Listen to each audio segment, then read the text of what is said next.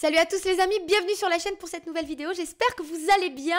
Aujourd'hui, je suis ravie de vous parler à nouveau de Captain Tsubasa. Je suis désolée, ma review aurait dû arriver hier soir, comme d'habitude, à chaud, derrière l'épisode d'Anime Digital Network. Mais Julien avait un live, j'avais beaucoup de boulot parce que je vous prépare pas mal de petites surprises sur la chaîne, des petites choses sympas. Donc du coup, ça n'arrive qu'aujourd'hui, mais promis, la semaine prochaine, on reprend les bonnes habitudes. Et puis qu'à cela ne tienne, de toute façon, ça ne m'empêchera pas de vous dire ce que j'ai pensé de ce quatrième épisode qui est centré sur la relation entre Tsubasa, Roberto et toute son équipe. Vous allez voir, il y a plein de choses sympas à dire. C'est parti.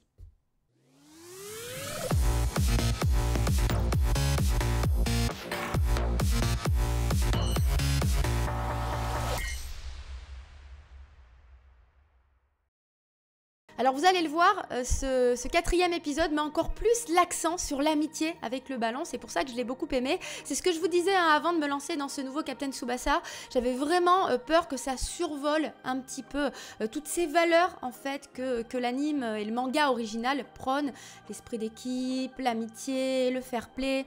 J'avais peur que ça survole un peu, que ce soit un petit peu superficiel, mais en fait pas du tout, on l'a constaté au fur et à mesure des épisodes et vraiment là on a eu toute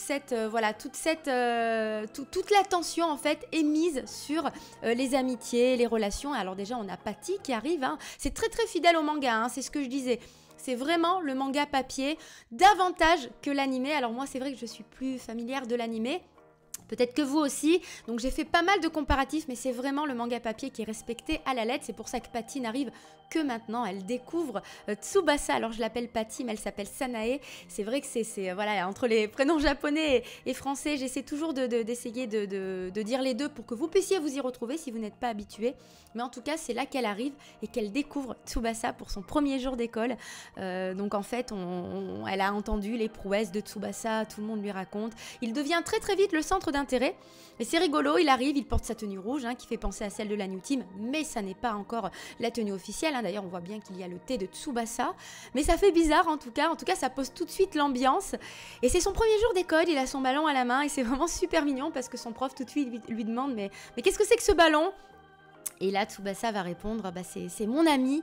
Et on est vraiment, c'est ce que je disais, sur l'amitié avec le ballon. C'est vraiment au centre de l'écriture.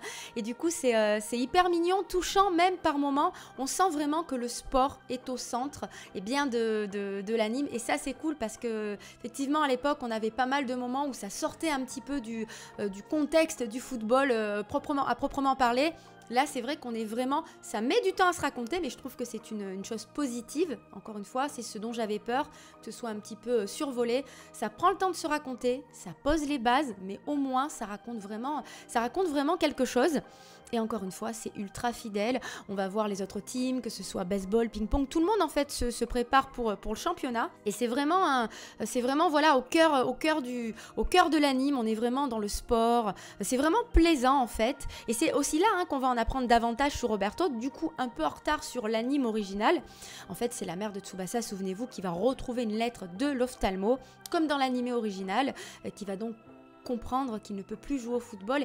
Et du coup, il y a une vraie dramaturgie dans cette séquence, ça a été vraiment intensifié, et on va retrouver les mêmes scènes que dans l'animé de 83. On va voir Roberto qui sort de chez l'ophtalmo justement, et qui se parle à lui-même et qui raconte un petit peu ce qui lui est arrivé, qui dit que voilà, il ne pourra plus jouer au football et qu'il va se concentrer sur Tsubasa, sur l'entraînement de la Newpie. On voit même cette scène où il zigzague en courant entre les arbres, les mains dans les poches, où il va s'humidifier le visage dans une fontaine, sur une fontaine publique. On voit toutes ces scènes, c'est vraiment bien retranscrit. C'est ça qui est cool, on a vraiment la sensation que ça respecte le manga original, et on retrouve, pour ceux qui ont adoré l'animé, vous allez retrouver les mêmes séquences.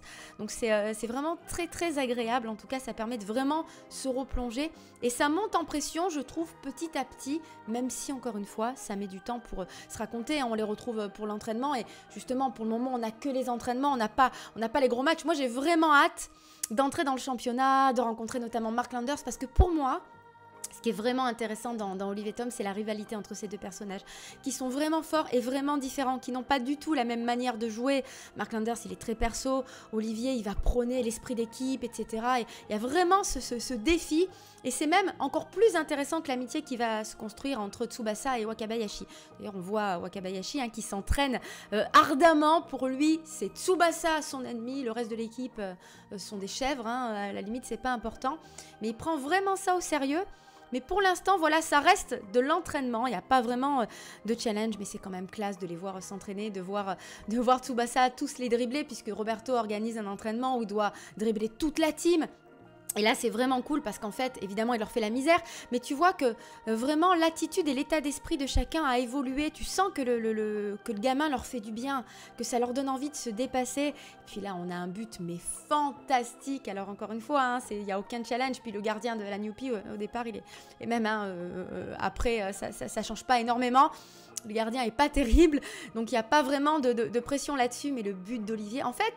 Ça mettait vraiment du temps pour que Tsubasa, pour que Mark Landers, pour que tous les personnages en fait arrivent devant les cages. En général, on passait des heures sur le terrain à les entendre s'évoquer des souvenirs, même à se parler. Et finalement, si vous êtes vraiment fan de l'anime et même du manga, vous vous rendrez compte que les moments devant les cages sont extrêmement rares, et c'est ça qui faisait le sel et l'intérêt, parce que les moments de but, oh ça y est, il est devant le but, ça y est, ça fait 8 mois qu'on est en train de traverser le terrain, il est devant le but.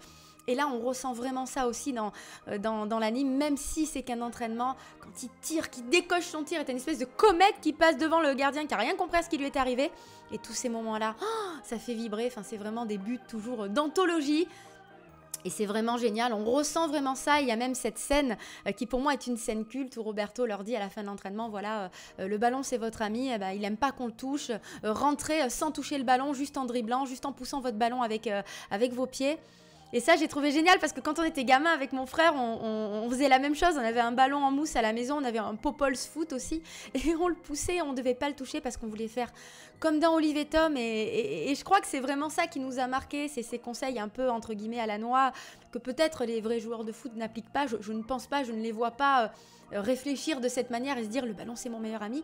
Mais je suis sûre que dans l'inconscient, ça a peut-être quand même joué. Et nous, c'est ce qui nous a profondément marqué parce que je trouve que ce sont des moments touchants et des jolis petits conseils. Mais en tout cas, encore une fois, voilà, c'est toujours aussi fidèle. J'ai adoré cet épisode. Je crois même que je commence à m'habituer à la musique. Alors, le thème principal, il y en a certaines, je les trouve... toujours pas assez intense par rapport aux musiques originales, mais c'est vrai que le thème, je commence un peu à m'habituer, ce qui fait que voilà, je commence vraiment à rentrer dedans, et c'est vraiment classe pour l'instant. En tout cas, moi je suis totalement fan, rien à dire sur cet épisode, c'était génial.